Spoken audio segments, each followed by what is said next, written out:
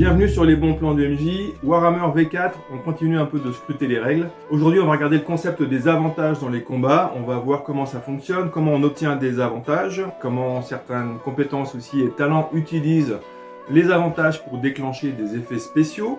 Donc on va voir comment ça fonctionne, on va regarder aussi du côté des créatures avec les traits des créatures qui aussi ont des possibilités souvent d'attaque gratuite grâce à des avantages et des dépenses d'avantages.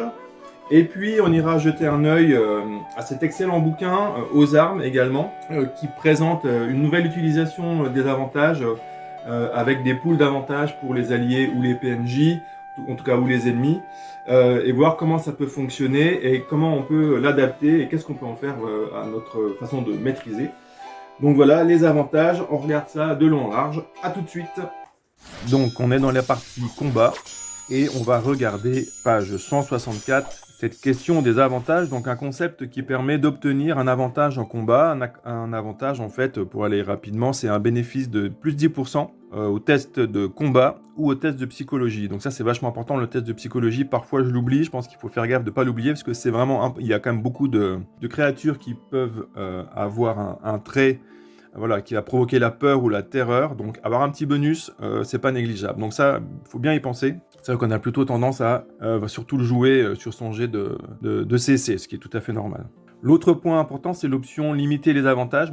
Voilà, pour moi, c'est pas une option, je le joue vraiment. C'est-à-dire que je limite l'avantage au bonus d'initiative, comme c'est proposé dans la première proposition. Après, il propose aussi de déterminer une limite globale pour tout le monde. Voilà, moi, je trouve que c'est pas mal quand même quand quelqu'un a mis des points dans son initiative et qu'il passe une dizaine. Voilà, il peut avoir un avantage en plus. On va voir tout de suite justement comment obtenir un avantage. Donc par rapport à ce supplément aux armes, c'est quasiment la même chose. Ce qui va changer, c'est la charge. Je crois que la charge en fait n'offre plus aux armes n'offre plus d'avantages, mais elle va offrir un 10% en plus sur le premier jet de CC qu'on va faire, que ce soit attaque ou défense. Donc, comment on peut obtenir un avantage? Déjà, en surprenant son adversaire. Si vous réussissez à surprendre votre adversaire, vous allez attaquer avec un avantage. En faisant une charge, vous chargez un adversaire par surprise, c'est 2 avantages.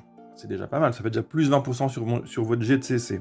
Évaluer. Donc là, on va voir pour évaluer, qu'est-ce que ça veut dire? C'est on utilise une compétence qu'on possède pour pouvoir évaluer justement le terrain, la situation globale. Par exemple, je crois qu'il même donne un exemple par rapport à savoir apothicaire. Vous êtes dans une boutique d'un apothicaire, vous êtes en plein combat. Voilà, vous savez à un moment donné quelles sont les fioles dangereuses, les types de plantes qui pourraient... voilà. L'idée derrière cette idée d'évaluer, c'est vraiment pour moi quelque chose où justement on va essayer d'imaginer des situations, on va pas être juste dans le fait de taper, se défendre, ainsi de suite, d'obtenir des avantages. On utilise le terrain, on imagine un peu justement tout ce qui se passe autour de soi, dans quel lieu on est, et quels sont les avantages qu'on peut en tirer, notamment si on a des compétences qui sont adaptées. Après, il y a la victoire, donc voilà, quand vous arrivez à mettre à terre un ennemi, vous pouvez avoir un avantage en plus, ce qui peut être intéressant si vous êtes dans un combat avec plusieurs ennemis. Justement, ça va vous donner du baume au cœur pour aller voilà, défoncer les autres ennemis qui restent encore là. Quand vous êtes gagnant, à chaque fois que vous remportez un test opposé autour d'un combat, vous allez gagner un avantage. Quand vous blessez votre adversaire aussi, où c'est marqué sans engager de test opposé, vous pouvez gagner un avantage. Donc là, peut-être que c'est aussi avec la magie, par exemple, peut-être ce genre de choses. Il faudrait voir dans quelle situation ça peut s'appliquer. Alors, qu'est-ce qui se passe techniquement, en fait, les avantages, donc moi par exemple pour les compter, j'utilise ces petites mallepierres vertes. Donc ça permet donc de comptabiliser parce que en fait il y a vraiment un jeu à un moment donné où on obtient des avantages, on les perd très facilement parce que si on se fait toucher, si on perd un point de vie, si on perd justement le test opposé, on va perdre ses avantages. Alors si l'adversaire vous touche, voilà, vous perdez vos avantages. Si vous touchez l'adversaire, vous lui faites tomber tous ses avantages aussi à 0. Et vous en empochez un. Il y a vraiment un jeu de va-et-vient par rapport à ça, entre le nombre d'avantages qu'on peut posséder autour d'un combat, et ça peut aller très vite. Donc le principe de base, une fois que vous avez un avantage ou 2 avantages, ça vous donne à chaque fois un bonus de 10%. Donc vous le limitez ou non, ça dépend comment vous avez envie de faire ça dans votre aventure. Mais ce qui est aussi intéressant, c'est qu'on va pouvoir dépenser des avantages en fonction des talents qu'on possède ou des compétences. Donc quand on va pouvoir, ça va déclencher un effet particulier, c'est-à-dire une capacité de combat en plus, Voilà, donc ça, on va regarder ça tout de suite. On va voir justement au niveau des compétences et des talents ce que ça donne. Donc là, on est page 119. Donc je reparle quand même du test de calme. Hein, ce que je disais, quand on a des avantages et qu'on doit faire un test de calme justement pour éviter de succomber à la peur ou à la terreur que la créature qu'on a en face de nous, voilà, nous impose. Le test de calme, voilà, on rajoute aussi les 10% par avantage qu'on possède pour faire notre test de calme basé sur la force mentale. Donc ça, c'est super important à ne pas oublier. Page 120, on a la compétence commandement qui est basée sur la sociabilité. Donc ça, c'est une compétence qui permet voilà, de donner des ordres à un certain nombre de cibles en fonction de son DR, qui va permettre de donner des bonus aussi aux tests de psychologie, voilà, pour encourager les joueurs, enfin en tout cas les personnages qui sont autour de vous. Mais aussi, comme c'est marqué sur ce petit chapitre-là, juste en bas, ce paragraphe, commandement peut être utilisé pour transférer un avantage à des alliés capables de vous entendre. Donc après un test de commandement réussi, vous pouvez transférer un avantage à un allié de votre choix. Et plus un avantage par DR, hein, c'est un système maintenant qu'on connaît bien, à chaque fois qu'il y a un DR, ça donne une option en plus, donc plus un avantage par DR obtenu. Ensuite, on a la compétence intuition, la page 124, où justement on nous dit que pendant un combat, vous pouvez faire des tests d'intuition.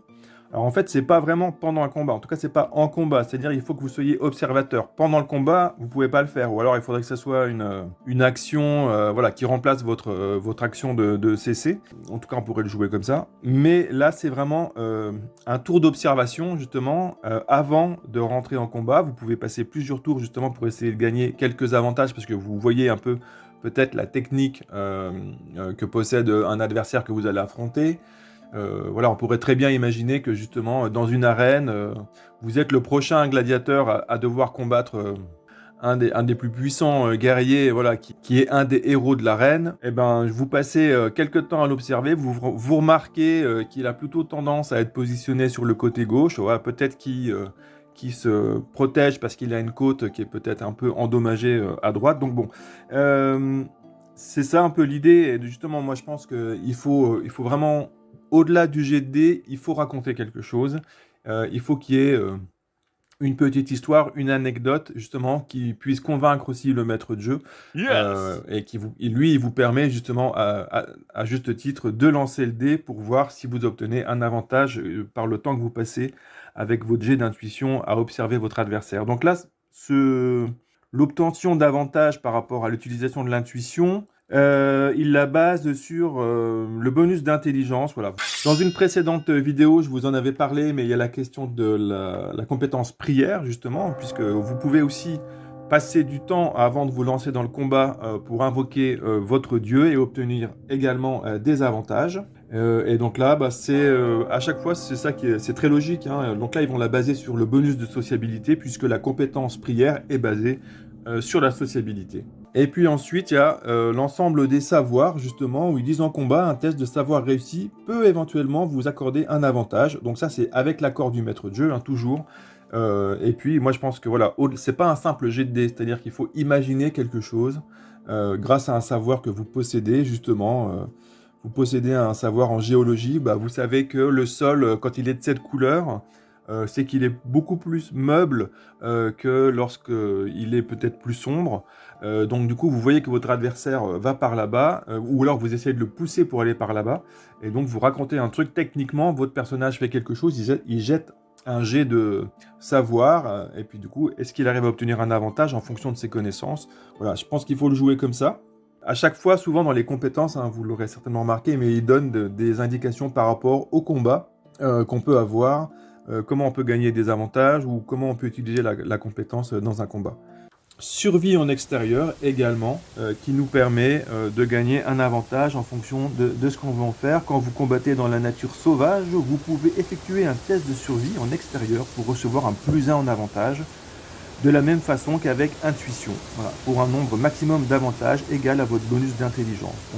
Concernant les talents, c'est pareil, hein, il faut bien lire les descriptions des talents, puisque du coup, à chaque fois, il y a des talents qui utilisent les avantages, donc souvent en dépensant un avantage, voilà, pour déclencher un effet particulier. Donc assaut féroce, on avait déjà vu dans une autre vidéo, assaut féroce permet justement, si on touche son adversaire avec sa première action de combat, son premier jet de CC, on peut immédiatement dépenser un avantage ou son mouvement, voilà, pour effectuer une attaque supplémentaire. Voilà.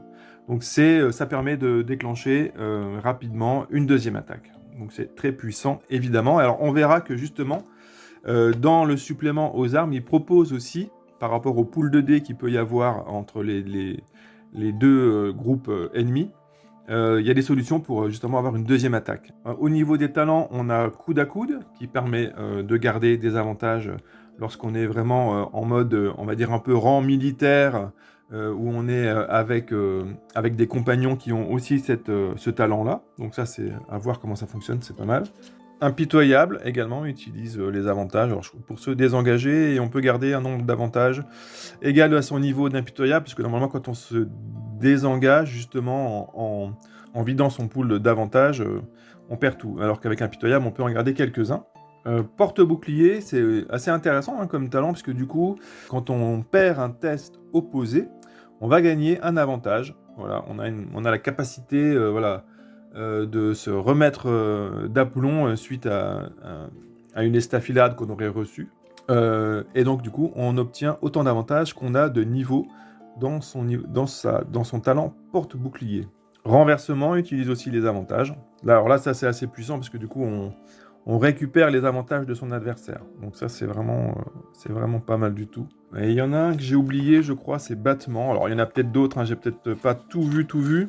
Mais en tout cas, ce qui est intéressant, c'est de voir comment ça fonctionne. Généralement, voilà, c'est une dépense d'avantages qu'on a. Et donc ça, moi, je vais l'utiliser justement en fait pour appliquer ce qu'il propose aux armes, mais de façon individuelle. Ça reprend un peu le système qu'il y a pour les créatures, ce qu'on va voir juste après.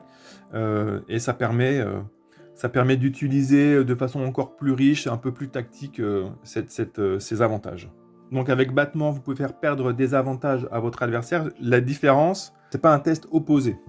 Donc là, dans la partie bestiaire, justement, on va regarder, il y a pas mal de créatures qui ont des talents, justement, qui vont utiliser, par exemple, l'attaque caudale du basilic. Ça va utiliser, justement, les avantages pour les déclencher, pour avoir une action gratuite. Moi, alors, vous me direz peut-être comment vous l'utilisez, mais une créature a une action, comme un joueur, sauf quand c'est indiqué différemment. Donc les actions qu'on propose là de déclencher en utilisant, en dépensant, on va dire, un avantage, ça provoque une action gratuite. Ce qui n'empêche pas d'utiliser en fait ces actions à la place d'une action normale. Donc si vous ne faites pas une attaque classique, mais que vous souhaitez utiliser l'attaque caudale, vous n'avez pas besoin de dépenser un avantage. En tout cas, voilà moi comment je le joue. Et je pense que ça permet justement aussi d'utiliser un peu tout ce que peut faire la créature. Même si elle n'a pas d'avantage, elle peut très bien faire une attaque caudale ou autre. Donc page 338, donc j'en parlais à l'instant, l'attaque caudale, voilà. Elle peut effectuer une attaque gratuite en dépensant un avantage. Voilà. Belliqueux aussi, tant qu'elle a plus d'avantages que son adversaire, elle gagne immunité psychologique, why not. Corne, qui permet aussi d'avoir une attaque, quand la créature gagne un avantage pour charger, elle peut aussi gagner une attaque gratuite de corne. Quelques éléments normalement en utilisant l'indice aussi, pareil à chaque fois, pour les dégâts. On a hurlement fantomatique, là où on va dépenser, je crois qu'elle dépense tous ses avantages, oui c'est ça, elle dépense tous ses avantages, il en faut moins 2, pour pouvoir pousser un cri abominable. Ceci n'utilise pas son action, alors ça c'est intéressant aussi, Toutes les créatures vivantes qui ne possèdent pas le trait mort-vivant se trouvant à un nombre de mètres égal à l'initiative de la créature subissent immédiatement un des 10 blessures, c'est terrible. On a instable aussi, alors instable c'est plutôt un défaut de créature, puisque du coup quand elle a moins d'avantages, elle va perdre la différence entre ses avantages et celles de son adversaire en point de vie. Et puis donc après il y a en effet toutes les langues préhensibles, bon voilà c'est comme une attaque, un peu comme l'attaque caudale, morsure pour avoir une deuxième attaque, une attaque gratuite en dépensant un avantage. Il y a rage aussi, je ne sais plus comment ça fonctionne, elle peut dépenser tous ses avantages, c'est ça, pour que celui-ci devienne haine. Ah oui d'accord, elle obtient haine ou frénésie, voilà c'est ça. Et puis il y a regard pétrifiant par exemple aussi, le souffle, voilà. Et puis le dernier, le fameux vomissement, voilà. Ce sont nos fameux trolls qui ont ce trait. Alors on a peut-être d'autres créatures qui ont ça aussi, quoi. Mais bon, voilà. Par rapport aux avantages dans le livre de base, la dernière chose aussi importante à retenir, c'est le désengagement. C'est-à-dire que quand vous avez plus d'avantages que votre adversaire, Vous pouvez choisir d'utiliser vos avantages. Voilà, si vous disposez de plus d'avantages que votre adversaire, vous dépensez tous vos avantages. Vous pouvez rompre le combat sans qu'il ait possibilité de vous faire une attaque dans le dos ou quoi que ce soit. Donc dans le supplément aux armes, alors c'est vraiment un super supplément, moi j'aime beaucoup, notamment, alors je fais une petite parenthèse, mais voilà, les carrières de chevalier, voilà, je trouve ça vraiment excellent, ça me donnerait vraiment envie de faire quelques scénarios spécialement avec des chevaliers errants, chevalier du loup blanc, ouais, génial quoi. Chevalier du soleil flamboyant, en plus je trouve les illustrations vraiment magnifiques, super travail. Depuis que j'ai lu leur description, j'aurais vraiment envie de faire un scénar avec 4 chevaliers du loup blanc qui ont une mission un peu costaud. Voilà, donc commencer avec des personnages un peu évolués, qui seraient déjà chevaliers du loup blanc. Pourquoi pas, qui seraient déjà peut-être même montés templiers. Voilà, sur 3-4 aventures, pour un scénario bien typé, ça peut vraiment être super, quoi. En tout cas, génial, cette illustration, pareil, est magnifique. On parlait des avantages, donc dans le supplément aux armes. Donc il propose une solution là qui est en annexe, donc c'est les avantages de groupe. Alors je ne sais pas si vous les avez fait jouer, moi j'ai encore pas testé du tout ça, donc ça pourrait être intéressant. Voilà, je me demande si ça déséquilibre ou non. Il y a quand même quelques adaptations nécessaires à faire. L'idée là, donc on revoit comment obtenir des avantages, donc ils réexpliquent un peu comment ça fonctionne les avantages, et sauf que là en fait c'est pas individuellement qu'on obtient des avantages, mais c'est les groupes, donc le groupe de personnages contre le groupe de PNJ contre qui ils combattent ou contre la créature. Donc il y a tout un système qui est très proche de ce qu'on a pu voir avant. Donc les avantages ne sont plus accumulés par chaque joueur ou par PNJ individuellement. Au lieu de cela, ils sont acquis et stockés dans la réserve d'avantages des alliés ou dans celle des adversaires. Chaque fois qu'un personnage génère un avantage, ça va dans la réserve qui va bien. Obtenir un avantage, donc ça modifie les règles, page 64, celle qu'on vient de voir. Ça modifie pas beaucoup, comme je le disais. Voilà, il n'y a plus la charge, la surprise, évaluer. C'est évaluer, sauf que maintenant, je crois qu'avec les succès, quand on a 6 DR, on peut avoir plus 3 avantages. Plus 2 avantages par rapport justement quand on fait des tests de savoir, comme on a pu le voir. Alors avant c'était 1 plus 1 avec les DR. La victoire, voilà, plus 1 ou plus 2 en fonction de la taille de votre adversaire. Chaque fois que vous remportez un test opposé, vous gagnez plus un avantage, donc ça c'est pareil. Donc globalement c'est la même chose, et là simplement on va mettre tous les avantages qu'on obtient dans une pool spécialement pour tout le monde. Et là, n'importe qui peut piocher dedans, enfin en tout cas du groupe de personnages, pour prendre des avantages, pour déclencher un bénéfice. Voilà, ça c'est page 134 du livre aux armes. Et donc il y a différents bénéfices qu'on peut utiliser. Donc ça peut être pour repousser un adversaire, comme ils appellent ça, un avantage, battre, donc il y a un test de force à faire. Le coup tordu, voilà, on lance du sable aux yeux de son adversaire. Ici, pour obtenir un plus 10, parce que du coup, oui, la différence, c'est que, évidemment, vous n'avez plus les avantages qui sont liés directement à votre compétence de CC, puisque c'est dans une pool globale. C'est là où je me demande, est-ce que ça déséquilibre pas un peu? Est-ce qu'autour de la table, ça peut pas créer aussi un peu, des fois, de la discorde en disant « il a mangé tous les avantages, moi j'en ai plus. » Enfin voilà. Alors là, il le dit, les avantages des réserves des deux camps peuvent être dépensés pour obtenir les effets suivants. Vous n'êtes pas obligé de consulter qui que ce soit avant de dépenser un ou plus d'avantages, mais la courtoisie est toujours préférable. Je suis entièrement d'accord. Alors autant j'ai peut-être un doute sur les avantages de groupe, et puis après tout ce qu'il propose pour l'avantage initial. Il donne l'exemple d'un gobelin, un chef gobelin sur une manticore. Et tout. Alors c'est déjà des créatures très fortes. Si en plus on met encore des avantages dans la pool, voilà, je sais pas, est-ce que ça...